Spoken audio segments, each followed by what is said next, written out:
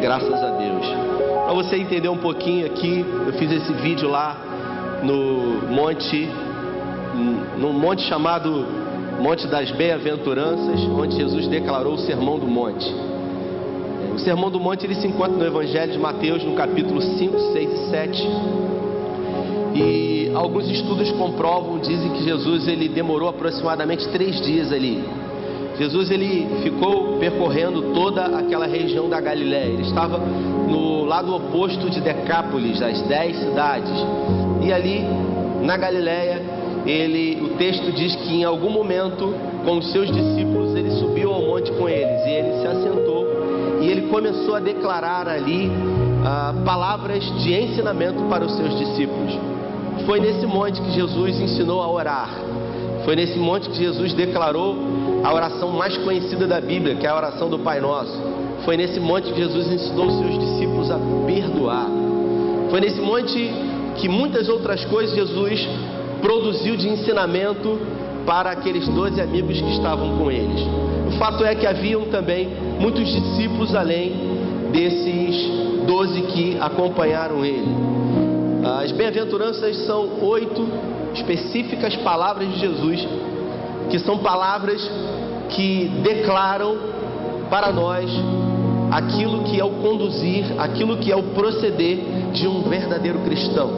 A palavra bem-aventurado quer dizer feliz, quer dizer alegre, quer dizer exultante. Então, todas as vezes que você ouvir a palavra bem-aventurado, eu quero que você entenda que Jesus está dizendo sobre felicidade, sobre a verdadeira felicidade. E todas as vezes que ele declara uma das 8 bem-aventuranças, ele também declara depois uma promessa futura para as pessoas que entenderem e que fizerem valer as bem-aventuranças. São 8 palavras e 8 promessas declaradas. É claro que eu confesso que esse texto é um texto altamente contraditório, principalmente nos dias de hoje. Porque Jesus ele começa dizendo as bem-aventuranças são os pobres de espírito, são os que choram, são os mansos, são os que têm fome e sede de justiça, são os misericordiosos, os limpos de coração, os pacificadores e os perseguidos. Quando você escuta isso, é contraditório, porque como pode ser feliz quem sofre? Como pode ser feliz quem chora? Como pode ser feliz aquele que tem misericórdia? Principalmente nos dias de hoje. E aí Jesus ele começa a declarar, e a primeira bem-aventurança é exatamente essa: bem-aventurados são os pobres de espírito. Só que quando Jesus ele declara pobres de espírito, ele não está dizendo de uma pobreza econômica, não. Aqui ele está querendo declarar sobre a mim e sobre a sua vida é que felizes são as pessoas que conseguem se esvaziar de si mesmas, conseguem se esvaziar de tudo aquilo que está dentro delas, para que elas possam ser cheias da graça de Deus. E uma das coisas que mais nos dominam nos dias de hoje, que mais enchem a alma do homem, sem dúvida alguma, é o orgulho. O orgulho é um dos sentimentos mais nocivos e destrutivos da história do homem. E nós convivemos rotineiramente todos os dias com orgulho. Por isso Jesus, ele declara, bem-aventurados são aqueles que se esvaziam de orgulho, que se esvaziam de certezas que têm, que se esvaziam daquilo que tomam para si como verdades absolutas, quando na verdade não existe verdade fora da Bíblia. E a Bíblia diz que bem-aventurados são aqueles que sem dúvida alguma se esvaziam de si mesmo. E a promessa dessa palavra é uma promessa que declara, pois deles é o reino dos céus. Em Tiago, no capítulo 4, no versículo 6, diz que Deus resiste aos soberbos, mas ele exalta os humildes. Isso quer dizer que aqueles que são felizes, que são bem-aventurados, que se esvaziam de si mesmos, eles recebem essa promessa de Jesus, de serem exaltados, de serem colocados num lugar alto. Jesus, quando declarou essa palavra para os 12, foi uma palavra de ensino para aqueles que estavam perto dele, para que eles tivessem a capacidade de ter uma percepção de esvaziamento de si mesmo. Quando você vê na história da humanidade o primeiro pecado em Gênesis, o primeiro pecado de Adão e Eva foi um pecado de orgulho. Só que esse é o primeiro pecado da história da humanidade. A Bíblia fala que a serpente mais astuta de todos os animais se aproximou de Eva, ou melhor, ela se aproximou da árvore, e a serpente disse, foi isso mesmo que Deus disse, que se comeres do fruto morrerás, você sabe a história. E ela disse, certamente não morrereis, mas sereis como deuses. A Bíblia diz, e isso pareceu bom aos olhos de Eva. O que pareceu bom? Ser como Deus, achar que pode ser Deus. Ela comeu do fruto, e ao invés de ser como Deus, os olhos se abriram. Houve um esvaziamento daquilo que tinha dentro do homem em essência, que era a presença de Deus. E houve um preenchimento de quê? Do orgulho, da vaidade e também do medo. O primeiro sentimento, preguei sobre isso semana passada. O primeiro sentimento que entrou no coração do homem e da mulher no Éden foi o medo, depois do orgulho. Só que antes disso, se você vê em Ezequiel e em Isaías, a Bíblia fala que Lúcifer, um anjo de luz, querubim ungido, classificação única no céu, esse ser vivente, majestoso, magnífico, belo, ele também permitiu que o orgulho entrasse no seu coração. Por isso o orgulho é tão destrutivo. O orgulho nos faz desejar ser como Deus. Por isso, em algumas das mensagens eu disse, se você conhece alguém que é muito orgulhoso, muito orgulhosa, se você quer realmente saber se essa pessoa quer ser como Deus, tente convencê-lo ou convencê-la de que ela está errada. Ninguém consegue convencer um orgulhoso de que ele está errado. Por quê? Porque ele se acha Deus, porque ele tem certeza, porque ele tem convicção. E por isso Jesus diz, bem-aventurados são os pobres de espírito, são os vazios, são aqueles que se colocam numa posição de se esvaziarem de tudo aquilo que afasta o homem do Criador. Por isso, nessa noite eu quero declarar essa bem-aventurança sobre a sua vida. Estenda a sua mão direita para os céus. Eu quero declarar que essa bem-aventurança chegue na sua casa hoje. Que você seja feliz, que você seja bem-aventurado, bem-aventurada, que você seja vazio de você mesmo, mas que você seja tomado e cheio da graça de Deus. Que essa graça maravilhosa alcance você, produza descanso na sua vida, na sua família, no seu casamento, nos seus negócios, em nome de Jesus. A segunda bem-aventurança, ele diz, felizes são os que choram.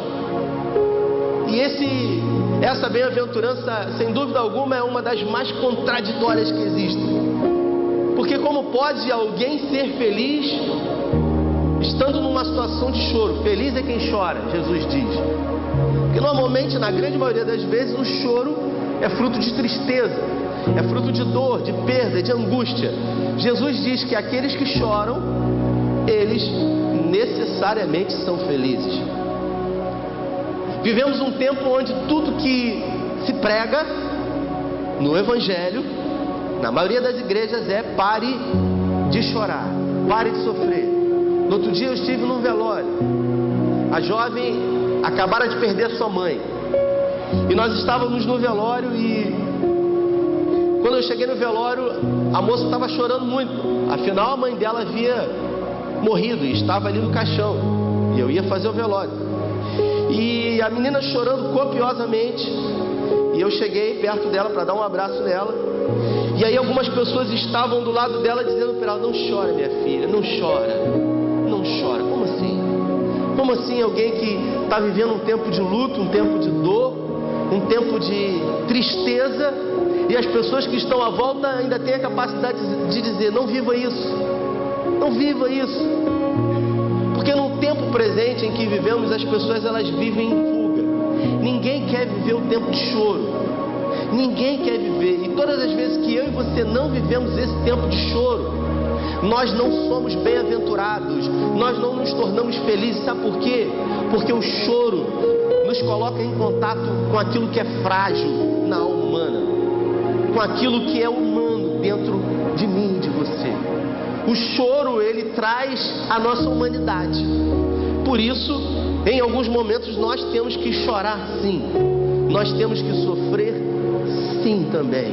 Paulo, ele diz ao seu filho na fé, Timóteo, na carta que ele escreveu, ele diz para Timóteo: sofre comigo como bom soldado de Jesus Cristo. As pessoas no tempo presente, elas dizem: pare de sofrer. Paulo, ele diz para o seu discípulo, para o seu pupilo: sofre comigo como bom soldado de Jesus Cristo. Eu aprendo com isso que Paulo não diz que a vida do cristão é uma vida, baixa um pouquinho, tá dando microfonia aqui no retorno, que a vida do cristão não é uma vida somente de sofrimento, mas é uma vida onde necessariamente haverá também sofrimento. Agora, se todas as vezes na sua vida que você estiver diante de um momento de fragilidade e não se colocar no seu lugar humano para estar em contato com isso e empreender fuga, você vai viver uma vida superficial, você vai viver uma vida pautada em coisas espirituais, você vai viver uma vida fora da realidade, porque a verdade é que a vida, ela é estacional. Nós temos primavera, verão, outono e inverno. Você sabe que existem pessoas que adoram o verão, sol, luz, calor. Existem pessoas que detestam o verão. Existem pessoas que adoram o inverno. No inverno as pessoas, elas se arrumam mais, né, Cíntia? Elas andam mais produzidas. Mas existem pessoas que detestam o inverno. Hoje uma pessoa chegou para mim e falou assim: acabou o horário de verão, né? E eu falei: graças a Deus. Aí ele disse para mim: eu adoro o horário de verão. E eu falei: graças a Deus que acabou. Aí ele perguntou: por que você detesta o horário de verão? Eu disse: para mim o problema não é o horário de verão, o problema é quando acaba o horário de verão. Porque para a gente se acostumar novamente é um pouco mais difícil. Então Paulo aqui, ele declara uma promessa para aqueles que têm a capacidade de serem humanos. Escute o que eu vou dizer: ninguém é forte o tempo todo, ninguém vence o tempo todo, ninguém vive uma vida onde, na vida, como dizem por aí, é só vitória, só vitória, só vitória. Só vitória como? Só mentira. Porque a vida é uma vida que tem vitória e também tem perdas. Há 2 semanas atrás eu enterrei uma mulher que foi a minha segunda mãe.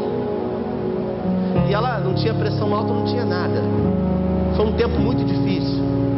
E eu fiz o velório dela. E eu tive a capacidade de ir lá e citar um dos textos para mim mais incríveis da Bíblia. Eu já citei muitas vezes aqui, que é o texto de Eclesiastes 7,14. Eu citei esse versículo no ofício fúnebre que eu fiz da minha segunda mãe. Eu disse: quando os dias forem bons, aproveite-os bem, mas quando forem maus, considere. Deus fez tanto um quanto o outro e nada sabemos acerca do nosso futuro. Isso quer dizer que se você está vivendo um momento bom na sua vida, aproveite esse momento, desfrute disso, regozije, celebre. Mas se você está vivendo um tempo de inverno, um tempo de reclusão, considere também esse momento e entenda que, por pior ou melhor que esteja sendo o momento que você está vivendo, mais cedo ou mais tarde ele vai passar, no nome de Jesus. O mais importante é não nos deformarmos diante disso. Paulo então, ele diz: os que choram, eles serão consolados. Só é consolado, Cristo, quem chora. Só sabe o valor da alegria quem desfrutou da tristeza. Só sabe o valor da riqueza quem em algum momento da vida experimentou a pobreza. Só sabe o valor da fartura quem não teve nada e passou por dificuldade. Por isso que Paulo fala em Filipenses, no capítulo 4, 13, que todo mundo conhece, quando ele diz: posso todas as coisas naquele que me fortalece, né, Lohan? Mas se você observar, esse é o 13. Aí se você ler o 9, o 10, o 11 e o 12, ele diz: eu sei o que é passar necessidade, o que é passar frio, o que é passar fome, eu sei o que é ter muito, eu sei o que é viver em abundância. Aí ele fala: eu sei o que é viver com muito e sei o que é viver com pouco. E ele declara: posso todas as coisas naquele que me fortalece. Eu quero declarar sobre a sua vida essa palavra. Você pode todas as coisas. Levante suas mãos, se você recebe. Eu quero declarar que você pode em Cristo todas as coisas. Você pode passar momentos de dificuldade, Ele será o consolador na sua vida. Você pode passar momentos de choro e Ele enxugará toda lágrima. Mas também você pode viver momentos de alegria, momentos de celebração. E você vai dizer: eu posso. Você pode todas as coisas naquele que te fortalece. Você pode aplaudir a Ele? Aleluia! Aleluia! Glória a Deus! Outro dia eu estava lendo um livro do Fábio de Mello. Eu gosto muito da literatura dele. E ele estava falando sobre a beleza da trama do tecido. Ele diz que dentro dessa dialética da vida, dia bom e dia mal, é como um tecido que tem a primeira parte, que é a frente, que todo mundo olha e tem a sua beleza, e é exatamente essa beleza, como essa roupa que eu estou vestindo aqui, essa camisa nova que eu ganhei da minha esposa. Olha, gente, que coisa bonita, ela tá vendo lá, ela comprou no meu cartão, né? Aí ela fala assim pra mim: amor, finge que foi eu que te dei, né? Então você olha para essa camisa bonita aqui que ela me deu, e aí você vê que esse tecido tem uma beleza, né? Um tecido estampado tem a sua beleza. Mas se você observar o lado inverso dele, a trama dele aqui atrás tem uma trama diferente. O Fábio de Mello fala sobre isso.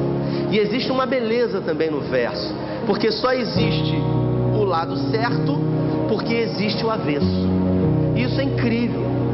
Ter essa capacidade de perceber que só existe o bom porque em alguns momentos existem o ruim da vida. Dentro dessa dialética é fundamental que a gente não se deforme diante disso. E Paulo, ele diz, a terceira bem-aventurança, ele diz: felizes são os mansos de coração. O que Paulo escreveu lá em Gálatas, que são os que têm fruto do Espírito. Se puder colocar aí o texto de Gálatas, dos frutos do Espírito. São 9 os frutos do Espírito Santo. E Paulo, ele diz que felizes são os mansos. Sabe, aqueles mansos são aquelas pessoas que falam normalmente assim: olha, eu dou um boi para não entrar numa briga, mas eu dou uma boiada para não sair. É isso, gente? Você conhece gente assim? Você conhece gente que fala assim: olha, não mexe comigo não, porque é comigo. Mas os frutos do Espírito é amor, alegria, paz, paciência, amabilidade, bondade e felicidade. Bota o outro versículo: mansidão e domínio próprio. Contra essas coisas não há lei. A grande maioria das pessoas que não são mansas não possuem domínio próprio. São pessoas que têm a capacidade de serem rudes. São pessoas que são chamadas explosivas. E aí ofendem a todo mundo e depois falam assim: ah, eu não aguento, eu não resisto. Quando eu vejo, eu já falei. São pessoas que não são dominadas pelos frutos do Espírito. São dominadas pelo quê? Pergunta para quem está do lado. São dominadas pelo quê ou por quem? É isso aí mesmo, ó. O capetinha, Satanás, o capiroto. E Paulo, ele declara os frutos do Espírito na vida do cristão, na vida do filho da luz. Quando Jesus, ele produziu essa palavra de bem-aventurança, provavelmente ele tirou do Salmo 37. Vamos colocar o Salmo 37 aqui. É um dos salmos, para mim, davídicos incríveis da Bíblia. E ele diz assim: não se aborreça por causa dos homens maus, e não tenha inveja dos perversos, pois como o capim logo secarão, como a relva verde logo murcharão. Confie no Senhor e faça o bem, assim você habitará na terra e desfrutará segurança. Deleite no Senhor, ou agrada-te em algumas traduções, e Ele atenderá aos desejos do seu coração. Entregue o seu caminho ao Senhor, confia nele e ele agirá. E deixará claro como a alvorada que você é justo e como o sol do meio-dia que você é inocente. Descanse no Senhor e guarde por ele com paciência, e não se aborreça com o sucesso dos outros, nem com aqueles que maquinam o mal. Evite-a e rejeite a fúria. Não se irrite. Lembrei de Chaves agora, né? Tá bom, mas não se irrite. Não se irrite. Isso só leva ao mal. O último, o 9. Pois os maus serão eliminados, mas os que esperam no Senhor receberão a terra por herança. A promessa desse texto aqui sobre os mansos, ele diz: bem-aventurados são os mansos, porque receberão a terra por herança.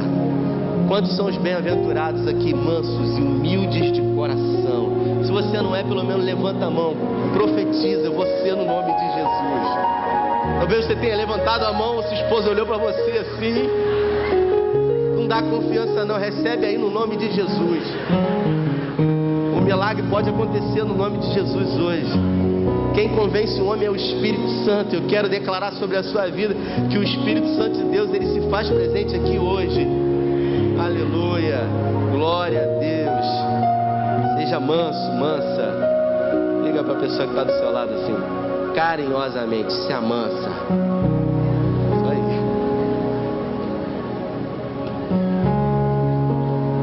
A quarta bem-aventurança é: felizes os que têm fome e sede de justiça.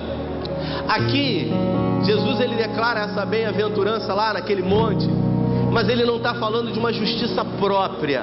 Ele está declarando uma justiça em favor do próximo. Por isso que Paulo disse, né, que o reino dos céus é um reino de justiça, de paz e de alegria. E essa bem-aventurança é uma bem-aventurança que se encontra em necessidades básicas do ser humano. Porque fome e sede são necessidades primárias para mim e para você. E Paulo ele diz: bem-aventurados são aqueles que têm fome e têm sede de justiça. Justiça do outro. Eu estive ontem no SEI de Araruama, foi o aniversário do pastor Jairo Monteiro, nosso pastor. E tivemos o Cepali, reunião dos pastores. E eu li escrito, eu vou até pedir para escreverem essa frase aqui no restaurante Graça, porque essa frase mexeu muito comigo. Estava escrito assim: generosidade verdadeira é fazer algo para alguém que jamais saberá. Generosidade verdadeira é fazer algo para alguém que jamais saberá. Eu quero dizer para você, você que tem sido um mantenedor dessa casa, você que tem sido um dizimista fiel, você que tem sido um ofertante fiel, você se enquadra nessa palavra aqui. Sabe por quê? Porque quando você traz as suas contribuições, o seu dízimo, a sua oferta, você está promovendo generosidade para alguém no restaurante Graça que almoça todo dia, que jamais saberá. Isso é incrível, isso é extraordinário. É você ter um sentimento de que você está sendo um promotor de justiça na terra. Você tem sido alguém com fome e sede de justiça no reino de Deus. Você tem matado a fome e a sede de pessoas que jamais saberão que tudo isso tem acontecido através da sua vida. E a Bíblia diz que a promessa declarada é: serão fartos. A promessa é clara, ela é evidente aqui. Aqueles que têm fome e sede de justiça no outro, esses serão fartos. Nada faltará na vida deles. Eles terão abundância da parte do Senhor. Os seus celeiros transbordarão. Não vai faltar. É o que Jesus diz. Observe que essas palavras que eu estou declarando hoje são palavras de Jesus, são palavras do Mestre, que ficou sentado com os seus discípulos. Aqui nós estamos no início da caminhada, dos 3 anos e meio dele aqui na terra. Jesus, ele resolve, depois de percorrer algumas poucas cidades, começar a comissionar alguns dos primeiros discípulos, depois de formar aquela equipe de 12. Ele sobe esse monte e ele começa a declarar uma cultura nova. Que cultura é essa? Uma cultura do reino de Deus. E a cultura do reino de Deus é uma cultura diferente do reino da terra. A cultura do reino de Deus é uma cultura onde o maior, ele necessariamente, quando ele entende, ele serve o menor. Aquele que tem, ele faz por aquele que não tem. Aquele que não recebeu e viu o outro receber, ele se alegra com aquele que recebeu. Por isso o segredo do milagre da multiplicação não é simplesmente a oração que foi feita, e sim a capacidade de perceber que a multiplicação acontece quando eu divido, quando eu partilho, quando eu abençoo, quando eu faço pelo outro, quando eu dou para aquele que não tem. E quando eu faço isso, eu promovo justiça social. E quem promove justiça na terra é farto,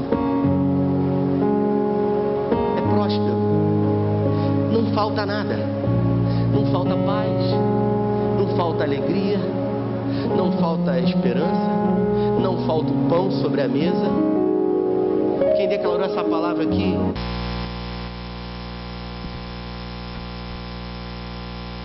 Não falta nada no trabalho. Você pode dizer amém por essa palavra?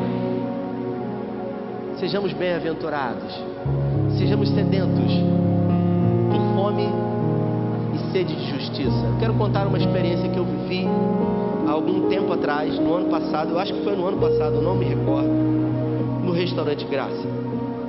Não fui eu que inaugurei o Restaurante Graça, mas é um trabalho incrível todos os dias. Muitos irmãos almoçam aqui e para muitos deles essa é a única refeição do dia. Teve um dia que eu estava aqui na igreja, não sei se eu falei isso aqui no púlpito. Teve um dia que eu estava na igreja e a verdade é que eu nunca havia parado para me atentar com sensibilidade para esses irmãos que almoçam aqui. Eu não tenho nenhum problema em falar publicamente isso, porque quem me conhece é o Senhor. Eu posso esconder de você, mas o Senhor sabe. Salmo 37:4 diz: agrada-te do Senhor, importa para o homem agradar ao Senhor. E aí eu estava num dia que tinha muita gente, acho que tinha umas 120, 130 pessoas almoçando. De repente eu senti o desejo no meu espírito de cumprimentar essas pessoas. E depois eles são alimentados. Nessa divisão aqui da porta de vidro, e eu fiquei ali. E todas as pessoas que passavam, eu pegava na mão e eu segurava até a pessoa olhar para mim, porque a maioria dessas pessoas, elas sofrem de baixa autoestima, de complexo de inferioridade. Então eles andam normalmente de cabeça baixa o tempo inteiro, sabe? Eles têm uma visão deturpada de si mesmo, e isso é totalmente compreensível pela história de vida que eles vivem, pelas dificuldades que eles enfrentam, pela rejeição que normalmente eles encontram. E eu fiz questão de apertar a mão de cada um, e quando ele olhava para mim, ou ela olhava para mim, eu perguntava: como é que é o seu nome? E a pessoa dizia o nome para mim, e eu dizia: Deus te abençoe, bom almoço para você. E a fila demorou demais, eles ficaram impacientes, mas eu fiz questão de apertar a mão de todos eles. E o incrível, o extraordinário, que depois de fazer isso com 5, com 6, com 10, com 15, com 20, com 30, algo começou a surgir no meu coração. Uma compaixão começou a tomar conta de mim, ao ponto de eu começar a me emocionar ali, porque eu me coloquei no lugar do outro, dizendo: poderia ter sido eu por circunstâncias da vida.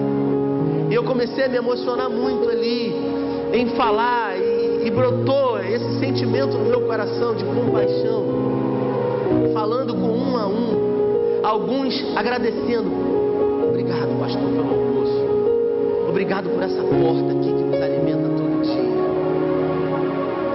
Isso é extraordinário, irmãos. Ser um promotor de justiça social. E isso não sou eu que sou o pastor que promovo, é você que contribui, que que é generoso. Eu queria que você aplaudisse ao Senhor pela sua vida. Aleluia. Glória a Deus. Aleluia. Jesus então ele continua dizendo que os bem-aventurados são os misericordiosos. Misericórdia, do latim, né? É uma junção de duas palavras, miserere e cortes. Ou seja, ter compaixão do coração é ter a capacidade de ter a compaixão do outro, é compadecer-se com o outro, é olhar para o outro e, ao ver o problema do outro, identificar que o problema do outro é o meu problema. Por isso que Jesus é extraordinário, especialista em olhar para o homem, o gênero da criação, e ter compaixão como ninguém. Como, por exemplo, quando a mulher que foi pega numa prática de adultério na cidade de Magdala, Maria Madalena, aquela que ele havia expulsado 7 demônios dela. Jesus chega diante dela. Jesus estava ensinando os seus discípulos. Os religiosos trazem aquela mulher e o texto diz que ele estava abaixado, ele escreveu na areia. E aquela mulher, ela é trazida pelos cabelos. Sempre quando esse texto vem à minha mente e o texto diz que trouxeram aquela mulher, eu me pergunto, onde que estava a outra pessoa que estava com ela? Essa pessoa que estava cometendo a prática de adultério. Uma sociedade totalmente extrativista, que levou a mulher para testar Jesus, que foi pega numa prática de adultério, mas só levou uma pessoa. Jesus está escrevendo na areia, e os homens então eles colocam um enigma para Jesus, uma espécie de pegadinha, dizendo para ele: a lei de Moisés diz que quem for pego em adultério tem que ser apedrejado até a morte. Se Jesus dissesse, então vamos apedrejá-la, ele seria contra Roma, porque Jerusalém era uma colônia de Roma e não tinha autoridade para tirar a vida de ninguém sem o consentimento de Roma. Se Jesus dissesse mate-a, ele estaria sendo contrário a Roma. Se ele dissesse solte-a, ele seria contrário à lei mosaica. E aí todo mundo ficou esperando. Agora a gente pegou ele, agora a gente encurralou esse Messias.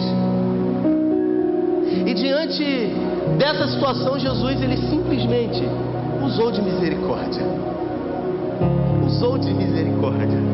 Ele disse: se a lei de Moisés diz que ela merece apedrejamento, que atire a primeira pedra aquele que nunca pegou. Paulo ele diz que Cristo é o fim da lei. A lei, Crivson, ela se finda em Cristo. Isso quer dizer que Cristo, ele é o fim da lei justamente por causa desse texto que diz que ele, que não tinha pecado, que tinha condições de apedrejá-la, não apedrejou.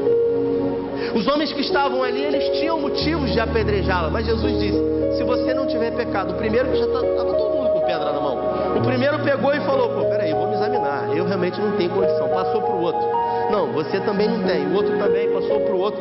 Quando viu todo mundo começou a sair, as pedras ficaram, só Jesus que estava ali, e ele podia, porque nele não havia condenação e pecado, ele tinha condições de apedrejá-la. E é nesse momento que ele levanta, olha nos olhos dela com compaixão e ele diz: mulher, onde estão os teus acusadores? Ele olha profundamente para dentro dela, com um amor que, sabe, que aquece, que conforta, que consola.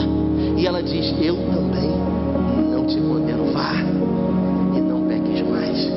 Você sabe o que isso quer dizer? Que Jesus ele olha exatamente para você agora, diante de uma vida pecaminosa, de uma vida oscilante, de uma vida claudicante, de altos e baixos, e ainda assim ele olha nessa noite para você e ele não te condena, porque a compaixão de Jesus, ela nos constrange. O amor dele é um amor incondicional, é um amor que vai além de circunstâncias, vai além do que você pode ou não produzir diante dele. E a promessa dessa bem-aventurança é: porque obterão misericórdia.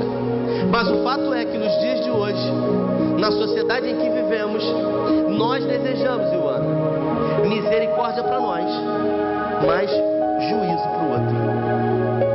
Nós desejamos justiça, juízo para o outro, e nós queremos a misericórdia para nós. Jesus então ele segue dizendo: bem-aventurados são os limpos de coração. Eu queria colocar Salmo 51, se puder colocar a partir do verso 10. Porque limpos de coração, quando a gente ouve isso, a gente tem a imagem de que os limpos de coração são aquelas pessoas super santas, sabe? Aquele pessoal que entra na igreja, que você olha, aí você fala assim: caramba, é muito santo. Aquele ali é santo dos santos. Quando ora, pega o microfone, sabe, Galtinho? Entona até a voz. Não sei como é que não fica: Senhor meu Deus e meu Pai. E aí na hora você fala assim: arrepiei na hora. Porque é assim. Nós somos movidos por aquilo que vemos e ouvimos. Aí você ouve a voz e você fala assim: olha só a unção da voz. Você só vê aquilo que o outro quer mostrar. Eram esses muitos que se apresentavam para Jesus e ele chamou de sepulcros caiados. Por fora lindos, mas por dentro podres. Pessoas que tinham um domínio da oratória. Pessoas que se julgavam santas, capazes de produzir acusação no outro, mas de querer misericórdia para si. Jesus então declara que os limpos de coração verão a Deus. Olha aqui, versículo 10. Salmo 51 foi o salmo da queda de Davi, depois que ele caiu. Depois que Natan foi lá e confrontou ele e falou: ei rapaz, você se esqueceu do Senhor? Você esqueceu quem você é? E Davi, ele tinha um senso de justiça apurado, absurdo. E ele, quando cai em si, porque todo mundo um dia precisa cair em si, ele cai em si e ele escreve isso: cria em mim, ó Deus, um coração puro, ó Deus, e renova dentro de mim um espírito estável. Em algumas traduções, um espírito inabalável. Davi, ele foi confrontado diante do pecado da transgressão. E quando Natan o confrontou e ele viu quem ele era, ele olhou para o espelho, ele viu a mazela da sua alma, no que ele havia se transformado. Davi, ele não teve vergonha. Davi não teve medo. Davi não teve preocupação de transparecer aquilo que não era. A Bíblia fala que ele rasgou as suas vestes, ele se lançou na terra, pegou cinzas, jogou sobre a sua cabeça e ele começou a clamar por misericórdia. Porque aqueles que clamam por misericórdia alcançarão. E Davi sabia que ele havia perdido, nesse mesmo salmo ele diz, ele havia perdido a coisa mais importante na vida do homem. Pergunte para a pessoa que está do seu lado: qual é a coisa mais importante na vida do homem?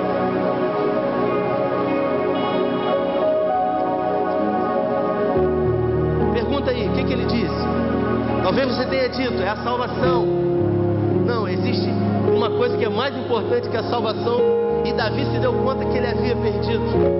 Ele diz para o Senhor no Salmo 51: traz de volta, Senhor, a alegria da salvação. Porque a salvação, ela vai alcançar você no dia em que você morrer. Mas do dia de hoje até a sua morte, você convive com a alegria dela. E Davi tinha perdido isso. Porque quem perde a alegria da salvação tem a certeza de que tem a morte eterna. Davi então, ele clama, ele grita, ele diz: traga-me de volta a alegria da salvação. Aleluia. Glória a Deus. Aleluia. Louvado seja o teu nome. E é exatamente o que aconteceu com Adão e Eva no início da Bíblia, em Gênesis. Quando eles refletiam a glória de Deus um para o outro. Quando Adão via Eva, via a glória de Deus. Quando Eva via Adão, via a glória de Deus. Quando eles desobedeceram, comeram, eles viam o pecado. Por isso que a Bíblia diz que quando eles comeram, a primeira coisa que eles fizeram, olharam para o outro e viram que estavam nus. Deixaram de ver a glória de Deus. A glória de Deus saiu e entrou a glória do homem. Eles tiveram vergonha, pegaram folhas e fizeram roupas. O espírito puro havia saído. Aleluia. choram. Eu vou adiantar aqui. Perdão. Felizes são os perseguidos, por último. Se puder botar aí 2 Coríntios, no capítulo 11, versículo 24 ao 33. Quando a gente fala de perseguição, é impossível falar de perseguição sem falar de Paulo. Paulo, ele foi um perseguidor e depois ele se tornou perseguido. Só que Paulo, depois que se tornou um perseguido, Paulo podia ele reclamar e dizer: pô, eu estou fazendo por amor ao Evangelho. A Bíblia fala que ele tinha alegria quando ele estava preso e escrevia as cartas, preso, como a carta de Tessalonicenses. Ele diz: alegrai-vos, outra vez vos digo, alegrai-vos. A pessoa que está presa no calabouço vai escrever e vai dizer isso. É porque ele sabia que as grades físicas prendiam o seu corpo, Cíntia, mas jamais poderiam prender a sua alma, porque a alma dele era livre, porque ele havia sido liberto. Por isso que ele escreveu em Romanos, no capítulo 8, no versículo 18, que ele diz: as tribulações do tempo presente jamais poderão se comparar com a glória que há de ser revelada a nós em Cristo Jesus. E ele diz: 5 vezes recebi dos judeus 39 açoites. Vai. 3 vezes fui golpeado com varas. Olha só, uma vez eu fiz um estudo sobre isso aqui. 3 vezes fui golpeado com varas. Sabe o que é isso? O cara, ela colocada no tronco assim, ó, nessa posição assim, ó. E os soldados, eles vinham com varas. E eles pegavam aquelas varas flexíveis, eles iam nas pernas, eles iam no quadril e eles iam no lombo. Alguns estudos dizem que a partir da 3ª lambada de vara, o homem ele perdia toda a sua capacidade de conter as urinas e fezes. Tamanha era a dor que era produzida. E ele diz: 3 vezes fui golpeado. Não é 3 golpes, não. 3 vezes ele foi pego e levou. Volta no outro texto, volta no outro versículo, volta no outro, no 24. 5 vezes recebi dos judeus 39 açoites. Por quê? Porque havia uma lei romana que diria que um cidadão só poderia receber no máximo 40 açoites, porque seria desumano uma pessoa receber mais do que 40. Desumano isso, mesmo não vivendo numa sociedade onde haviam direitos humanos, eles consideravam isso desumano. Aí eles não eram brasileiros, mas também tinham um jeitinho para tudo, né, gente? O que os romanos fizeram, os soldados? Nós vamos pegar, nós vamos dar 39, não demos 40, aí a gente solta. Depois a gente pega e dá mais 39, a gente não dá 40. Depois a gente pega e dá mais 39. E aí, volta lá no 24, por favor. 5 vezes recebi dos judeus 39 açoites. Vai, lê comigo aqui, bem forte, 1, 2, 3.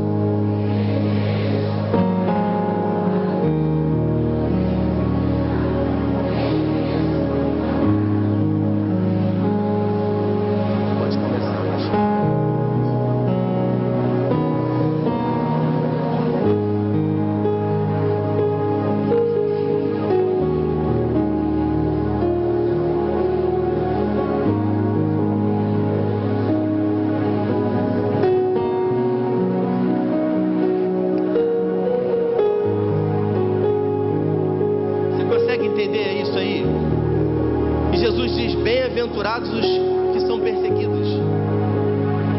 Eles são bem-aventurados, eles são felizes. Perseguidos por quê? Por amor a Cristo. E ele declara